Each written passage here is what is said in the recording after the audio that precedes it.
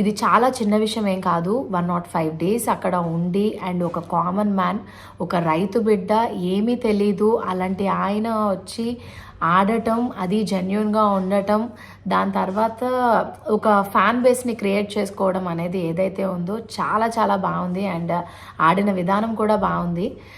So ఇదంతా బాగానే ఉంది. మనం బిగ్ బాస్లో ఇంతమంది కంటెస్టెంట్స్ ఉంటే ఎవరో ఒకరే విన్ అవుతారని ఫస్ట్ నుంచి మనందరికీ తెలుసు.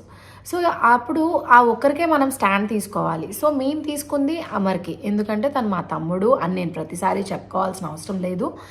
వాడు బిగ్ బాస్ నుంచి ఫోన్ వచ్చినప్పటి నుంచి తర్వాత వెళ్ళేంత వరకు కూడా తన్ని మేము సపోర్ట్ చేస్తాం, మేము ఉన్నాము అన్న ధైర్యంతోనే ఉన్నాడు. సో అందుకే మేము వాడు ఎలా గేమ్ ఆడినా యాక్చువల్గా చాలా బాగా ఆడాడు. వాడు బయట ఎలా ఉంటాడో లోపల కూడా అలానే ఉన్నాడు.